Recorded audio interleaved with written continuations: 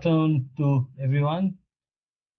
As always, we commit that we will bring on the best of the speakers, panelists, and the best of the content. So here we are again with a very exciting webinar.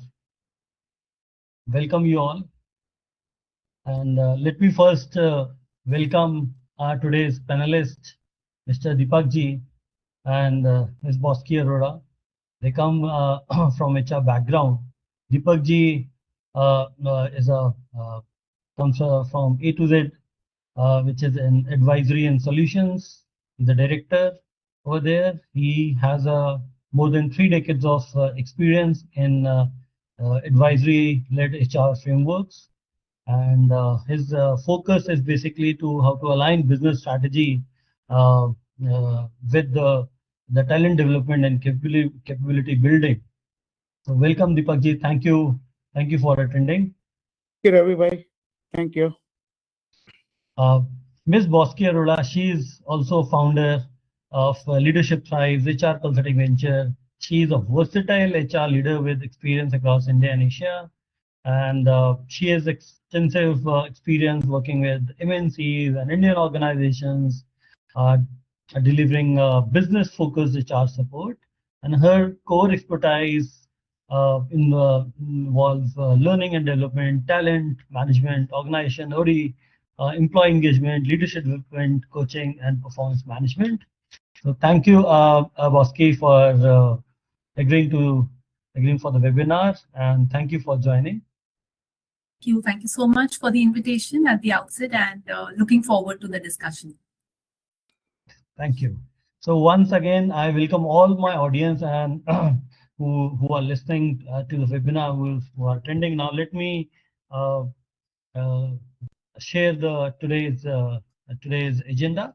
The agenda says from appraisals to real development using competencies the right way. And this is a very exciting, and it touches quite few parameters which we talk about, whether they are appraisal, whether that is what is real development, and the third is using competencies the right way. So we are going to start from appraisals to real development using competencies the right way. And just a few house rules. Audience, you can post your questions, and our panelists will pick up those questions in between, and we will also dedicate some time towards the end if there are questions. So welcome again, everyone. Let's start the webinar. So basically, first question that comes to my mind is, let us try to define the competencies. What are competencies, and how do they differ from traditional appraisal metrics? Deepak, I'll come to you for that answer. At the outset, I would like to thank Joy of Performance for giving us this opportunity to be part of this wonderful webinar. With regard to the question, competences to me is a combination of knowledge, skill, abilities, and attitude that enable the individual to perform job more effectively. The focus is not only just what the person achieves or what are the results. The focus is also in competencies is that how did he achieve it in terms of demonstrated behaviors, right, whether they are aligned with the business strategies or they are not aligned with. In terms of traditional appraisal, if you talk about, say, which I used to practice around 30 years back, it used to be what results are achieved, what are the quantities achieved in terms of targets, outputs. There are deadlines which has to be set, which has to be performed, short-term performances. It's all focused on short-term, quarter to quarter, month to month. And then focuses on evaluation, rewards, promotions, decisions, etc. And often the quantitative work is being looked at as to how quantity is being performed or not performed. So everything is result focused. Right. Whereas when it comes to competency, the focus is shifted. The focus is shifted as to how the work is being done, What are the behaviors demonstrated? What are the capabilities of the person in terms of his potential? What are the behavioral indicators and the skill level in terms of proficiency level the person has demonstrated? Is it operating at level 3, 5, 7, or 9? And secondly, as contrary to traditional appraisal, competencies are long-term focused. Right. And it talks about the individual growth, the organizational growth. It talks about development. It talks about succession in terms of succession planning as to who's going to take what role in future. It also talks about hypot identification. It also talks about qualitative as compared to quantitative. It talks about qualitative and more like a developmental thing. So that's what competency means to me, honestly speaking. Right. Thank you, Deepak ji. And I think so. Day by day, there's a lot of focus now on the qualitative side of it also. Whole year you keep on discussing the targets, but very oftenly you talk about the qualitative part of it. And competencies are indeed a very integral part, as you have suggested few areas why you should use competencies. Bosky, coming to you, let us take this question a little further. Okay, what does using competencies the right way actually mean? Right. So before I answer that, just to add to, Deepak ji's perspective, for me, competency, apart from over and above the definition, is definitely something which is a culture driver, because it's nothing but a set of behaviors that you want your people to demonstrate day in and day out. And therefore, it is not just about the results, but also how you achieve the results, right? So it's a big part of the culture driver and the foundation of any organization. So today, I think existence of competencies is not an issue because most organizations have it, and those who do not, they are on the path to getting it done. So that's kudos to them. However, what we need to look at is, like you said, right, your next question in terms of how do you use competencies the right way. And just to give it a twist, I would say what are the things you should not do, right? So that you're able to do it. Because like I said, existence is not an issue. Most organizations have competency frameworks and dictionary with them. So what are the things that you should not be doing? So one is when first and foremost, when the program management of competency sits with HR, a lot of us actually sit with it thinking that, oh, it's our dear document, right? But the more out there it is in open, the more people know about it, the more you know how to really use it. So it's really not an HR tool, but it is a very deep leadership tool that one can utilize, and day in and day out. It's not about that one day during annual appraisals I will remove the framework to see what competencies are there and what are the behaviors sitting under each of it. But it's something that I need to practice day in and day out. So one, get it out. It should be with the entire leadership, with the entire organization, right? Two, don't make it too generic.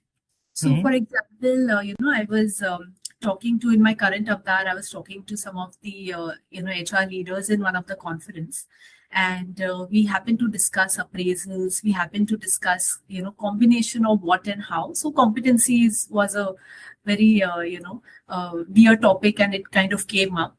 And they were discussing that how they should have at least 20-30 competencies to be assessed. And that's when we realized that it was just in the language. But ultimately, what everybody was talking about was those 5 to 7 key competencies. So do not make it too generic for people to not understand. Sometimes also, I think we are, like they say, right, English is a very funny language. So you have those words with you, but those are motherhood statements. And how do you really demystify a word like ownership, a word like collaboration, right? So ensuring that those are broken into real behaviors, real-time behaviors, and also the narrative. So it's not about you do it, but how I do it. So if each one of us do it, take accountability of those behaviors, ultimately the entire organization does, right? So Right. do not keep it too generic. Mm. One key thing I strongly think about competencies is sometimes we, are very happy to see what big organizations are doing, and we sort of want to copy the competency framework or the matrix. However, some questions to ask ourselves is how is it allied to my business strategy? Yes. And what are some of the key behaviors that will help me win in the next 3 to 5 years? So aligning it with our own business strategy is quite imperative. And last but not the least, like I said, when you come up with competency framework, ensure that it is out there. So it's not about just emailing saying that, hey, look here, we have the competency framework and these are the ones, but really identifying, those people who can, the promoters in the organization who can take it ahead. So when people hear things such as these from, business leaders, it really touches the chord. Yeah. So HR and business together talking about it, and also ensuring your train the trainer happens, for those people within the organization, and then the rollout. So ensuring that it is out there is the key. Exactly. Right. Very, very interesting. So, listeners, these are very, very good points, and thank you, Bosky, because that actually helps that what you should not do. Yeah, I've seen and experienced myself that a lot of time people it comes to an HR and it becomes an HR tool, and people fail to understand that this is not just a tick in the box, but actually it's a very powerful tool and sits actually at a leadership level, business head level. They should actually put it in the out. And I think so. The second point is also very, very relevant and meaningful about the language, about how are you putting it up, looking. So one thing is definitely yes, that works for you, for your organization, as per your strategy. But another thing is then using it in a very simplified words and translating it to the I, not from you. That actually uh, uh, gets the real work done at an individual level, accountable level. Yeah, I'm responsible. Okay, I have to do it. So very, very important point, listeners. Please take note of these points. Thank you, Bosky. Now let us come to you, Deepak ji. And since you have worked very closely with the strategy, so how do competencies connect business strategy with individual growth? I think before I get into that, I would like to respond set of competencies, which is very, very important because competencies not only, as Bosky has said, has to be linked with the business strategies. And again, one jacket doesn't fit it all. Yeah. You have to create a different jackets, Yeah. If you talk about some strategies like energy and impact, humility and respect, or communicating effectively, building and value relationship, building trust. These are very common and very basic, which goes with every kind of set of bracket. But for the mid-level, where there's a teams are working, so team collaboration, team and drive, resolving conflict, negotiation skills becomes very, very important from the business standpoint of view. And when it comes to leadership at the top level, I think innovation and creativity is very, very important. Organization before self is very, very important, right? Uh, Building a learning culture within the organizations becomes very, very important. So that's the role of a leadership. So it is not only position based, it is also competences are role based, and it is always linked to the strategy. Yeah. Now your question comes in: how do I link my competences with the strategies? To be frank with you, we had to basically translate business strategies into the behaviors. Okay. What kind of set of behaviors need to be demonstrated if you are talking about customer-centric organization? Now, for customer-centric organization, what kind of things comes into my mind? customer delight, customer first, tending to the quality issues, first time right. All those things are becomes a set of behaviors to support my customer centricity. Similarly, for digital tech savvy. So for that, I need to break it down to the different set of behavior which needs to promote whether the individual is getting into chat GPT, AI culture, or taking the advantage of technology, using the data for analytics to make it happen. So all those things very, very becomes important. So first and foremost thing is competencies normally act as a bridge between what business want to achieve and how individual grow within the organization, and that to make it happen, the role of competencies linked with strategy becomes very important. So as I said, we have to translate business strategy into behavior, then aligning individual development in terms of IDPs, individual development plan, based on their performance gaps, skill gaps, and then talk about the business priorities as well. Then we have to create a common language. As Bosky said, we have to create a common language across the organization. We should not talk different languages at different platforms, and there should not be functional silos, which is most of the time does play a very critical role. And if the functional silos are there, the growth hampers it badly. Right. We have to enable workforce capability planning in terms of their learning and development initiatives, including the mentoring and coaching as well. Then we have to connect career growth to the organization and business growth.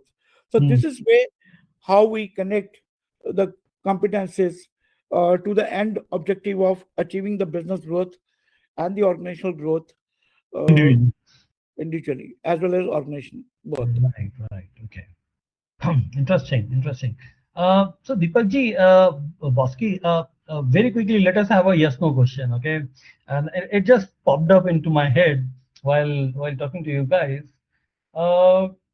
Whether it is a startup, whether it's a new business, any segment of MSME, should we do the competencies at an initial level? Yes or no?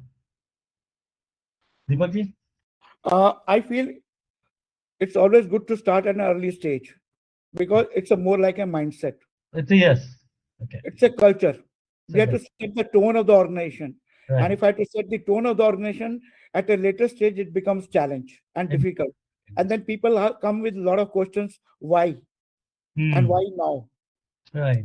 Okay. So to avoid all those confusions, it is always good to start from the beginning itself. Bosky, yes, no? So the answer is actually yes and no. Okay. Why I say that? Because when you are a startup, your startup can be as small as 5 people, right? Or sometimes even one single person. So how do you really have the competency framework in place from day one? But I think the answer lies in as and when with experience, your team grows, let's say up to at least about 80 to 100. And that's when by then your, growth stage, you're almost sort of peaking in the first phase of your growth. You may want to already start thinking about what are some of the key drivers of culture. And that's when you also think about your values and your competencies, because your competencies won't emerge suddenly. They would have to have some basis, and the basis obviously would be your business strategy, but at the same time, the values of the organization. So when you are in that stage, that's when you come up with values, and from values emerge competencies. So I would say there's no thumb rule, but let's say you have about 80 to 100 people on board, and you have spent about, let's say, a year, 2 years in the, business. I think that's the time to really start thinking about it. Okay. So, Bosky, in your you used the term values. Okay. Yes. Now, I talked with a lot of CHROs, HR heads, CXOs, and a lot of times I found that people utilize values for competencies.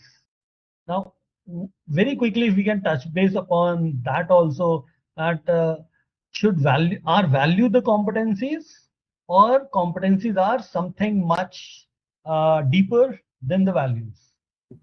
Bosky and Deepakji, quick answer. So a quick answer for me would be, you take almost about 40,000 decisions every day, right? When you have to take so many decisions in a day, you definitely need some anchor. And that anchor has to be your values. Okay, so that is a value. Okay. That anchor has to be your values. That's your DNA, right? Nobody can take that away from you.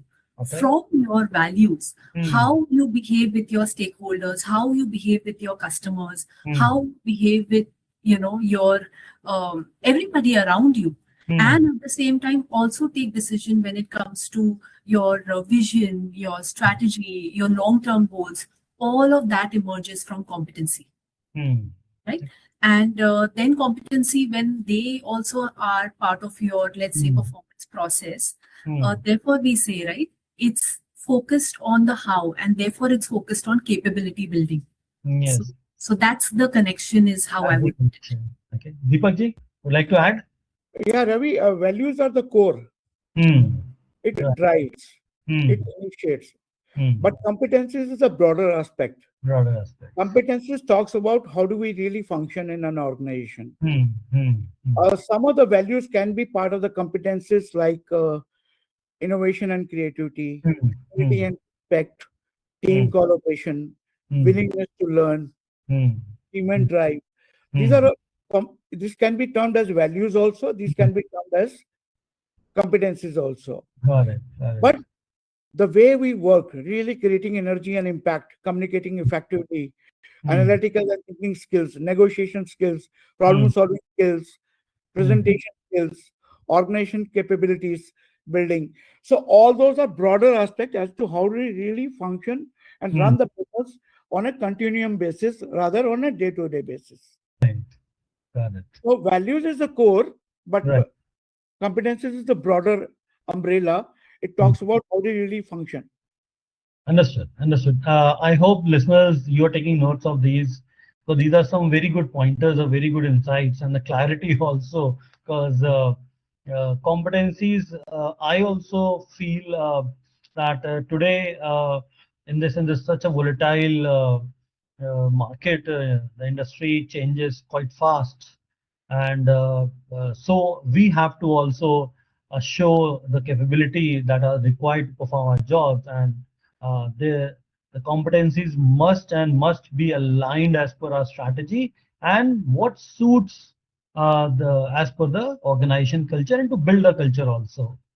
Thank you, Deepak ji, Bosky. There are some very good point. Now let me come to you, Bosky, again. Okay. Now let me talk about HR department. Let me talk about HR, and because in organization I've seen HR struggling and uh, a lot, and people do not coordinate with HRs the way they should. I've seen that also. So how do HR now manages these competencies within an organization? As you rightly said that the competency should be out, right?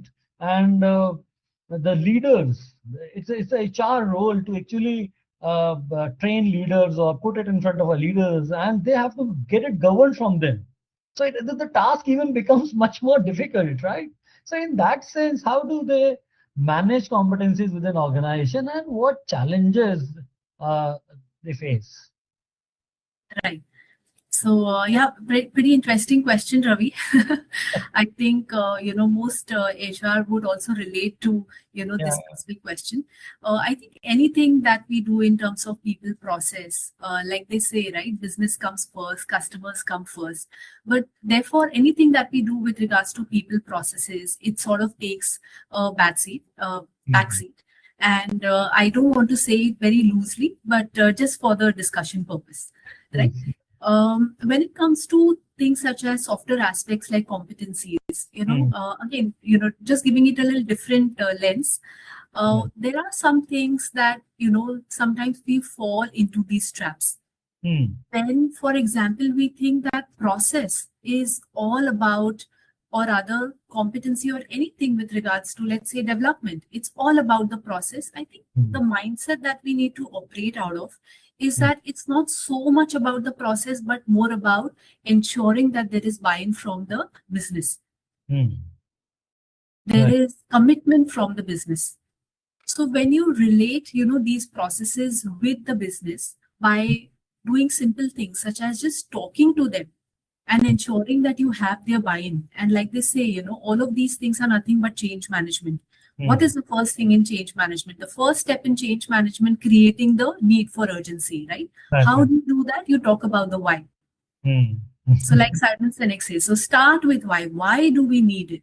And honestly, wearing my coaching hat, I would say instead of even going ahead to tell your CEO and the business leaders why you need it, you ask them, why do you think we should do it? You may first get a no answer. That's absolutely okay. That's absolutely fine. But when you talk more and more about it and you talk with, the entire leadership, you will realize that they want it more than you. And getting that space in your annual strategy meeting is extremely important. Really important, yeah. What do we discuss in strategy meeting? We always discuss business, we discuss numbers, and that's what we want to achieve, right? And that's absolutely fine. However, the same leaders then come back to their jobs and struggle in implementation because we haven't discussed the how. So, when you actually start having these conversations, you'll realize that they need it more than anybody else. So it's all about being curious. It's all about asking them these questions, and then you see the magic unfold. Right. Ravi, just to add, please, Bhuji. I got in a very good live example as well to talk about. HR is only an enabler or a facilitator. The real ownership comes with the business leaders to define and develop the competencies among their employees, honestly speaking. To build that, to give you an example, I was working in Central, which was into picture tube and monitor picture tubes manufacturing. And at that point of time, nobody looks at the file, what competency the individual has. While the machines are getting operated, there are 32 stages for the manufacturing assembly, and the person has to work at different levels. So what we devise is, on the pocket itself, there is a batch. In batch, he has been qualified for this. He has been qualified for this. He has been qualified for this. So there are 3 or 5 stages what the person is competent enough to deliver. So that has been highlighted. So there's no need for HR to look at, भैया तुम्हारी pocket के ऊपर वो competency लिखा है तो उसको वहां पे plug in कर सकते हैं to deliver what is expected out of it. उसके लिए भी इंडिविजुअल के लिए भी प्राइड है, it's like in stars, because he takes pride. जितना वो लिस्ट में बढ़ाता जाएगा उतनी उसकी वैल्यू और मार्केट में भी बढ़ेगी. He gets more creative, more value for that. And secondly, he is also conscious of that every 3 months or 6 months there is a test. And if I don't qualify for that, the strip will be removed. So nobody would like to remove the strip. The competencies are so strong to inculcate in the people that there's no need for HR. Individual himself take the ownership to improve his own skills, competencies, and capabilities over a period of time. So this is what I always say, and there used to be healthy competition between the 3 manufacturing lines. Wonderful. Very interesting. Very interesting. So I think so. This is a point for leaders. Actually, they should listen and they should motivate the HR actually, because sometimes I see leaders setting up the HRs also, and then they finally do it as a tick in the box. But very good example, Deepak by you, of the manufacturing line, how people can wear the badges of the competencies, and this is exactly what I think. You meant that. Put it in the working. Put it out, right? Let people absorb it. Let it be seen by everyone, not just as a one-time kind of an exercise, but on a daily kind of an exercise. Wonderful. I think the semantics matter as much as your actual content matters. So put it out there. It keeps nudging people. It keeps nudging. Well, no, I've worked with some Japanese firms in manufacturing area, sell 4-wheelers, 2-wheelers. I have seen that they have put up those competencies everywhere, not just in one room. And there is a training room that definitely has all these things check up on the walls, but they have in their notice board the on the manufacturing floor, on on the shop floor. on the shop floor, on the reception where they sit. It is everywhere. So they going in and out, they can see it, right? And somewhere it comes on as a recollection also. It's very So important. Ravi, it percolates the energy level. It percolates and it cross exchange energy all across the organization itself. It's a part of the culture itself. Parts of the culture. No, I think Continuous people learning talk about culture. it. Yeah, I agree. I've seen people talking about it. Oh, मैं ये कैसे कर सकता हूँ? ये कैसे हो सकता है? And I'm not just talking about the manufacturing people, workers who are on the machines. I'm also talking about the people who are on the desk also, the managers also. They also, their competencies are also there, publicly pasted and shown, right? This is what the manager, this is what the uh, different level people have to showcase. We were Okay. just talking about this concept just before our call, right? When we logged in. What motivates people? So, Motivate at people. behavioral sciences, one of the concepts is called nudge. And Yeah. this is nothing, there's nobody live standing there and telling you to do this, right? Or behave in that manner. But when you put out there, people look at it time and again, and it's just a nudge for them to start talking about it, start Okay. behaving that way, reinforcing that those behaviors and so on. Yeah. Interesting. Let's take it for forward. Okay. Another question is now.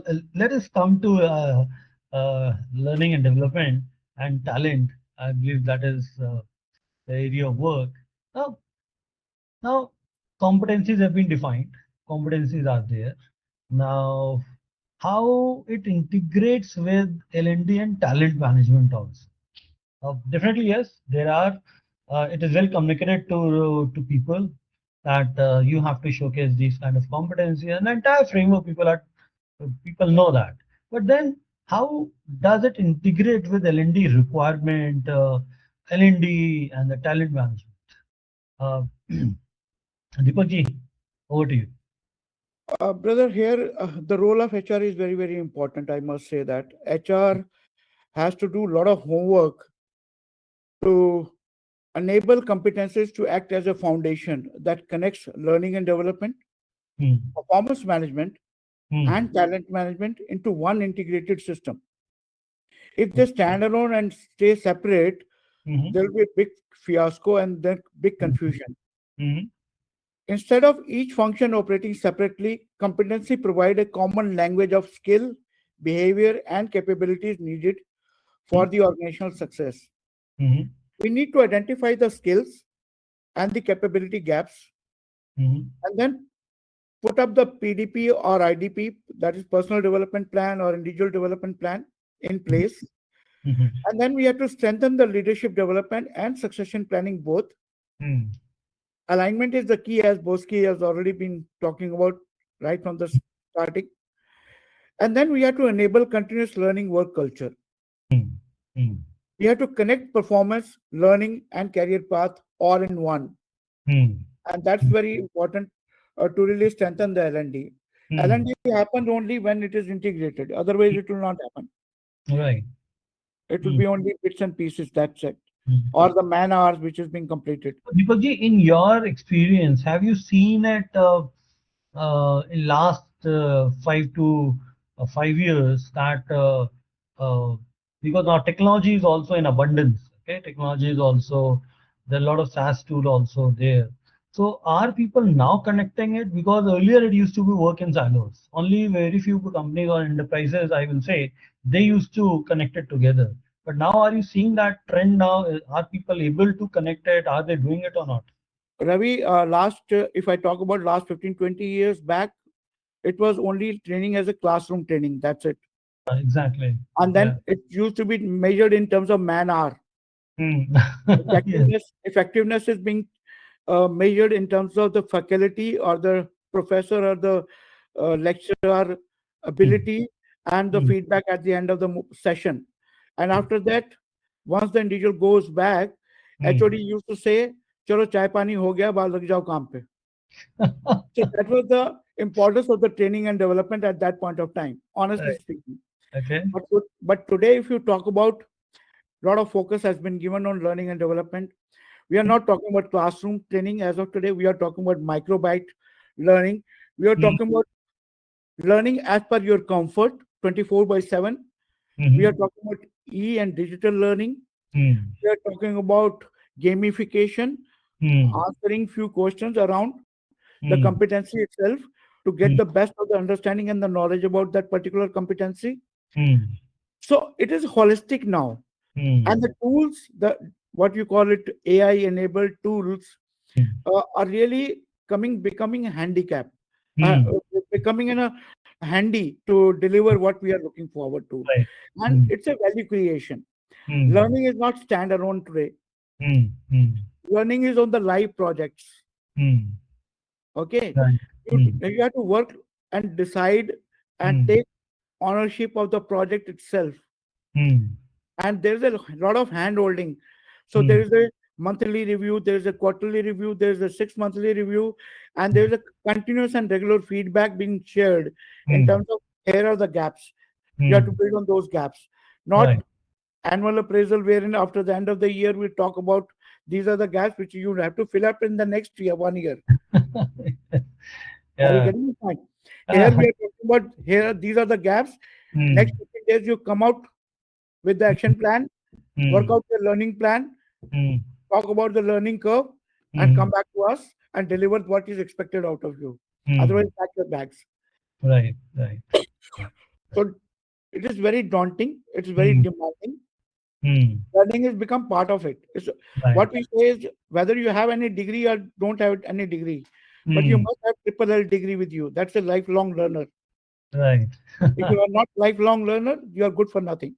Right, right. Cool, cool. Thank you, Deepakji. Bosky, you have also worked and you were working in the area of talent management and L&D. Would you like to add anything quickly on this question? So, all these things that we have been discussing leads me to, sort of consolidate into three psychological needs that, most people have. Mm-hmm. The first one is autonomy, where it's all about need for ownership. Right? Mm-hmm. So it means that people feel motivated when there is a sense of choice and control over their actions.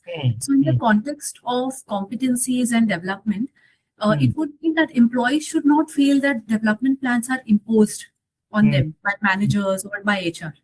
Mm-hmm. That look here, you've been nominated for this program, or your manager has nominated you, and go ahead and attend, right? Instead of that, they should be encouraged to ask questions. And I'm going to give you three questions, which I've always asked people, which is what capability do I want to strengthen? What role do I want to grow into? And what experience will help me get there? Mm-hmm. Right?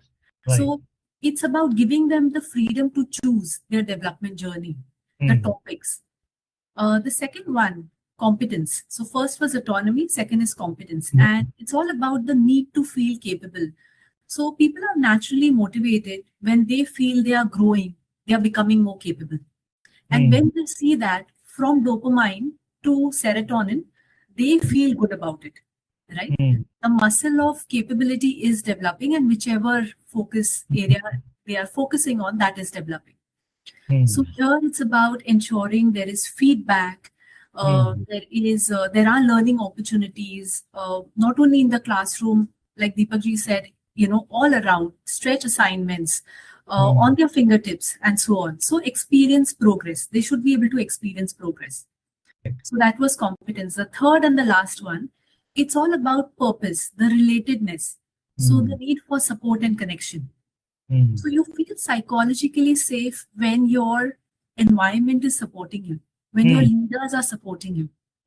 And all of this will happen when you ask employees more reflective questions. So this is where your coaching, mentoring, one-on-one daily conversations, right? Competencies and development is a daily job. It is not, again, one-time activity. Right. When all of these three components come together, as per psychology, there is this thing called SDT, self-determination theory.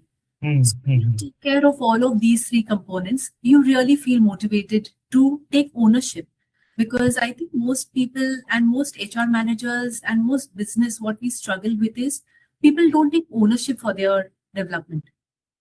But when you give them these opportunities, it helps them to really own their own development. And when they see progress, when they see purpose, when they see support from the HR and their people around, they want to do it by themselves. Interesting.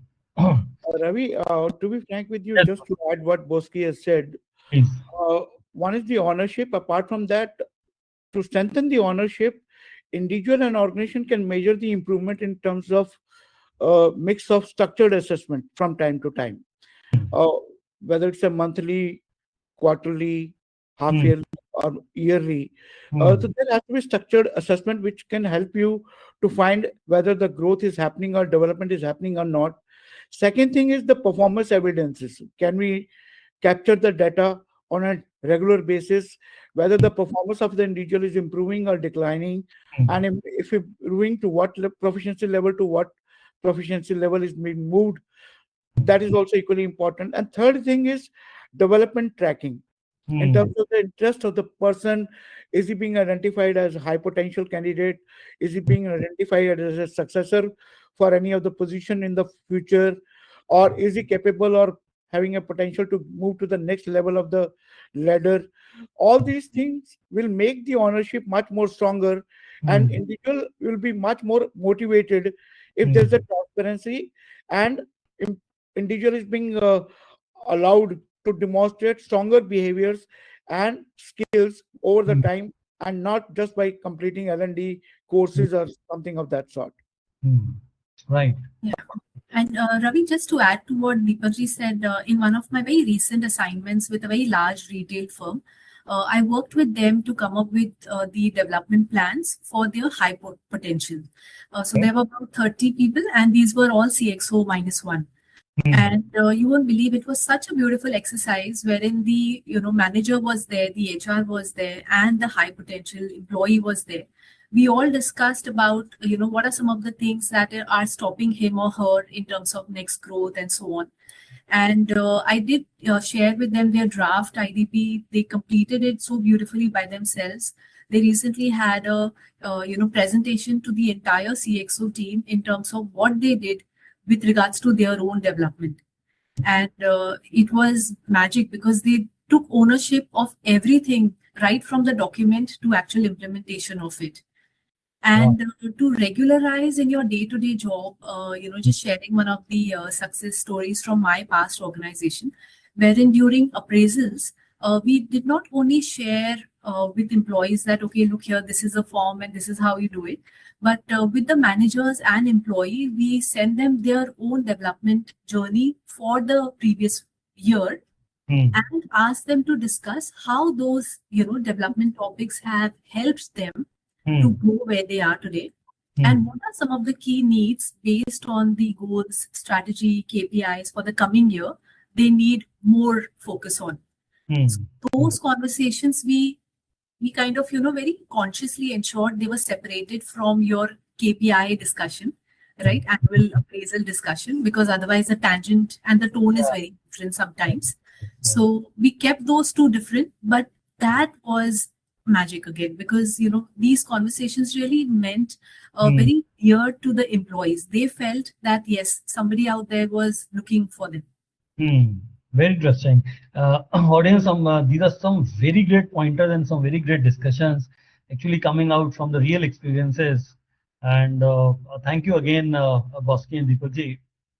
Let us attend to a question we were looking at the time. How do you measure competency growth over time in a way? That's the same thing, I think, Bosky, that you're talking about, in a way that feels fair and evidence-based, not subjective. I think so in some or other way you already have answered, Deepakji and Bosky, but still, if you want to answer it in a very crystal and briefly. Bosky. Sure. So, yeah. So, competencies, like any other people process, we definitely need to have some criteria, right? Some scale for measurement. And if you have defined the behaviors, it's all about, daily conversations with managers, looking at self-reflection from employee point of view, where he started, where he or she has reached, and similarly feedback from managers. And one key important thing is to define success criteria. Okay. So in your IDP, I think one key aspect that most of us misses, I want to do this training, I want to improve on so-and-so behavior, and this is a 70-20-10 way I will improve by attending class program, by doing stretch assignment, by having coaching, mentoring, by reading a book and so on. But what's missing is the success criteria. How do I know when I have achieved it? And that's one key addition. If all of us can do in our IDP formats, that will be a great success for you to really see. It is a small start, but it's a very important start. So having success criteria and the timeline by when you want to achieve, those are the two key things we should definitely add. Very interesting. So basically, it again goes back to the employee. The success, if they know that what are the success criteria, they can actually work upon it. Absolutely. And it will definitely lead in a very fair, and now there is an evidence also whether you have done it or not, right? Absolutely. Very interesting. Deepak, very. As Bosky said, I think it's important for us to look at the target learning interventions to build the competencies. And for that, we need to identify the gaps. We need to diagnose the causes. We need to design and focus the learning solutions, because as I said, each gap has different learning solutions, and we cannot say, okay, fine, अगर team building का programme करना है तो individual लोगों को team building programme के लिए भेज दो इंडिविजुअली, तो that is not going to work. Team building has to be within the team itself. हमारे यहाँ पे पहले पुराने जमाने में होता था, टीम बिल्डिंग की एक रिक्वायरमेंट है, 8 लोगों ने दिया तो 8 को अलग अलग टीम बिल्डिंग प्रोग्राम में भेज दिया, जबकि 8 को इकट्ठा बिठा के टीम बिल्डिंग करवाना much more important. So we have to diagnose the cause and then design and structure the solution to impart the knowledge. And also we have to pinpoint the development needs in terms of IDP, as Bosky has said. We have to shape the learning objectives. We have to select appropriate learning methods. We have to personalize development plans. And we also need to enable the measurement and the improvement among the individual. That's very, very important. That's very important. And it should be working more like a proactive rather than just competency mapping. Appraisal outcome has to be very important as a feedback signal. Very interesting. I hope your question was answered, and measurement success criteria are very important for these interventions. And as Deepak ji also said that you also need to assess the need also, because it should come from the need, so that you are now and it actually, when it will come from the need, you will understand and you will relate with it and you will engage more. Right? Thank you. But Ravi, another couple of points which I just wanted to make a mention was that we must use the data. We ignore the data most of the time. We go with the gut feel, But unless until we use the data to strengthen accountability, it will never happen. And secondly, encourage experimentation learning that is more appropriate, more realistic, rather than classroom training. Right. Okay. Thank you. Very quickly, let us come on the another very important keyword of our today's topic is the real development. Now, what does real development look like in practice? Bosky. I think so this is what people would like to listen at. What exactly is real development? Is it a mirage, or does it happen? Right. So I think, just the way our performances are measured and those are all real, development is no different. Only if we focused on it as much as we focused on performance, right? And honestly, when you are measuring performance, you are measuring nothing else, but you are actually measuring also the, way the person is behaving in a way, right? So development is all about ensuring that you know and there is utmost clarity of your current status and where you want to go, and ensuring that you're measuring it by actually having those real-time conversations. Not, like I said, an annual affair, but it's your daily conversation. And one key thing that supports the entire, the SDT theory that I was talking about, right? Self-determination theory. It's about feedback. And if you create that psychologically safe workplace by ensuring that your feedback are, extremely clear, it's not targeted to the person, but to his or her behavior, to his or her performance, you will really understand how to do that, and how to give and how to take and how to measure real development. So feedback is a great tool to be able to do a real development conversation and real development outcome. Second skill that really helps in real development is listening skills. So are you really talking to the person to listen? What is the intention you're listening with? Or you are only hearing? So dropping your agenda and really ensuring that you listen the person with all your senses, not just with your ears, but with all your senses, to understand what is the person really saying, where he or she really needs development. That's another. So these two key things. And third, and not the last, last but not the least, and the third one is questioning skills. Right? So the more you, instead of saying, instead of telling, instead of imposing, the more you question, you will realize that sometimes the real need is different than what we thought it was.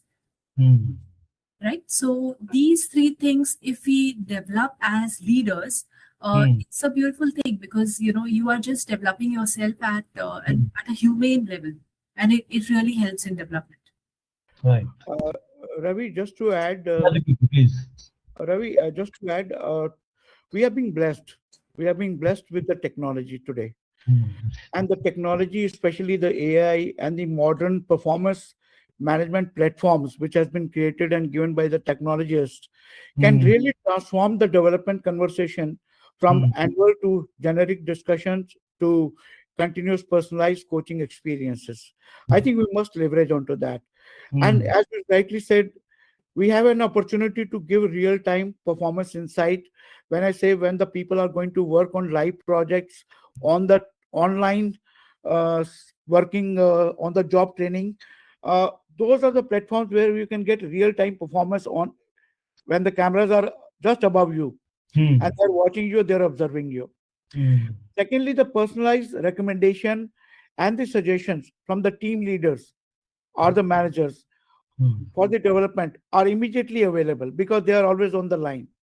Right. Apart from that, there is a lot of AI support prompts are there, wherein you feed the data and you get the kind of learning solutions which is available in the market or within the organization you are working for, and you must leverage on that also. You can work on real-time goal tracking also. And you can also look at career pathing and visibility as to, if I complete this within this much time with this much of proficiency level, I can move to the next level. And if I don't have delivered this, I will not be able to get promoted to the next level. I think today the technology has brought a lot of transparency, openness, and the trust and the belief, because biases are now getting over. Everything is available now on the platform. So the real time is assessments, real time inputs, real time learning solutions, real time talent development is the key. I think there's a need for people like JOP, people like consultants like you and me, to really add value with your organization as a consultant or as an advisor. Right. To help them to grow. Thank you, Deepak ji. Technology, definitely, that was my next question, which I was about to touch. But anyway, you answered it right. And leveraging technology in this era is very, very important. And I will urge people now that to look at technology as a very holistic solution, and also from a very specific need point of view also, and start thinking that how they can leverage. But definitely, yes, they have to leverage the technology. They should. And now for on the real development side, I think so. Real development comes from real agenda, Bosky, as you said, and the real agenda will only come when we will start listening. The managers will start listening. Leader will start listening, and actually then creating a framework that actually uh, can be engaged. People can engage with that. Okay, yeah, that's my okay Yeah. my problem. Okay, that is what I need. Okay, yeah, and since we are talking about not once in a year kind of competency assessment or competency utilization, we are talking more about the continuous kind of stuff where data can be connected with the individuals, and it can take like Deepak ji was suggesting, must utilize the data. It cannot because in some of the few cases, I'm sure you guys have observed that people created as a tick in the box. Competency karna hai. Okay, Hmm. competency. But does it talk about the data? Has it come from that data? What do leaders talk about it? So definitely, yes, a lot of good pointers, lot of great pointers. Now, uh, I tried to ask that question early, okay, but let us expand on that question. Now, what practical shifts? Now, suppose people want to do it, right, and they want to do it your way, like as you were suggesting, and they want to start it now. So what practical shifts can organization start making immediately? Deepak ji पहले आपके पास आते हैं. अभी से शुरू करने के लिए क्या प्रैक्टिकल शिफ्ट्स करने पड़ेंगे? लॉन्ड्री लिस्ट तो लंबी हो सकती है, बट क्या चीजें बहुत इंपॉर्टेंट है तुरंत शुरू करने के लिए? तो 4-5 चीजें बहुत जरूरी हैं अगर really want to create. One is that आपका जो टास्क ऑनरशिप का जो माइंडसेट है ना उसको चेंज करना पड़ेगा from task ownership to outcome ownership. Very interesting. That's a fundamental. हमारे अंदर वो बहुत बड़ी कमी है कि हम लोग हर चीज को एक टास्क की तरफ लेते हैं, बट क्या मैं ईंट के ऊपर ईंट लगा रहा हूँ या मैं मंदिर बना रहा हूँ, it makes lot of difference. Yes, yeah, interesting. My whole approach changes when I talk about that I am building a temple. And the same person may say I am putting a brick on brick, he might be building in a wall. Are you Yeah, getting the point? right. So the mindset change is very important. Second is make work and impact visible. If it is not visible, then there's people will take it as an initial roadblock and they will not move forward. So make I say give a low hanging fruit for people to pick up so that they can get motivated and move forward. And then keep on stretching. The stretch should come at the last rather than starting at the beginning itself, because the interest has to be alive. Yeah. Then we have to replace annual reviews with the regular feedback. Right? Right. And we have to move from manager control to team autonomy. The Right. team should have a more say rather than manager what he want to say. Unless until he has a credibility or really want to prove his point, which is beyond team autonomy, only then he should intervene. Otherwise, let the team decide what is required in the organization. And encourage experimentation and learning. And lastly, again, I say data is a new oil. Use the data to strengthen accountability. Right. So these are the shifts which is required. Right. Bosky, quickly, over to you. So I think he covered many points and great points. One key thing that very simple thing that employees should do. HR can, do, we discussed many things. Just take a printout, just the way we say, have your goals in front of you all the time. Have your competencies in front of you all the time. Right? Ensure that you have that printout, you know what your competencies are and what behaviors you're supposed to demonstrate. So have that in front of you. And take ownership of your own development. Ask yourself just these 3-4 key questions. What are my strengths? Or where do I want to reach? What are the capabilities I need to be able to reach? And what are the experiences I need to be able to reach? These 4 questions, if they can just start asking themselves, that itself will drive a lot of ownership. And in a slightly longish term, HR to integrate with business to ensure that all of these people processes are taken care of, and Mhm. as a leadership tool and not as an HR tool. Right. Wonderful. Ravi एक चीज और मैं कहना हाँ। चाहूंगा as a value add because Bosky has not covered that element and I have also missed out. One thing very important is the competency discussions and the development discussion should be treated as pole apart. The moment you start bridging and linking competency discussions along with the development discussion, I think that's a compromise we are going to do, because the mindset is compensation, reward, and recognition. And the focus is getting shifted from development. The focus should be on development. That is separate discussion and should not be linked with compensation. Very interesting. Very interesting. Thank you, Deepak ji. Thank you, Bosky.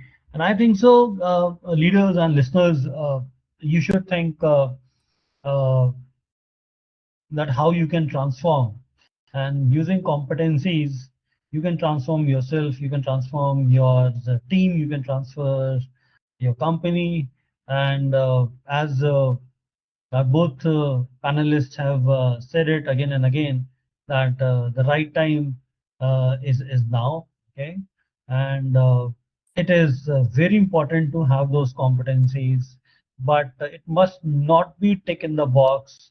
Leaders must give HR a chance and listen to them, and it must not just be an HR initiative or just an HR tool.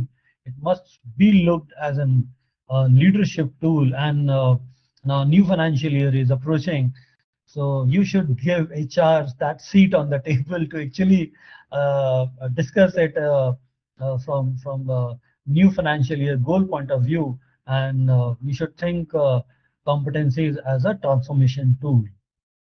So thank you, listeners. Thank you for joining us on the afternoon, and thank you again, Bosky, and thank you again, Deepak ji. I enjoyed a lot and looking forward to connect with you again on a very exciting topic. Again, thank you once again. Thank you, Ravi. Thank you, Bosky ji. Have a great day and take care. God bless you all. Have a nice time.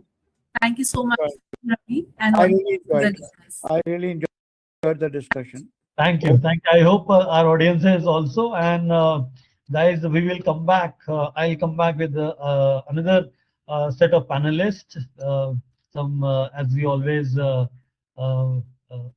bring them. And also, if in case you want to connect with Deepak ji or Bosky ji, you can reach us on our LinkedIn page. We will be very happy to connect you with our eminent panelists. So thank you once again. Thank you. Thank you. Bye-bye. Bye.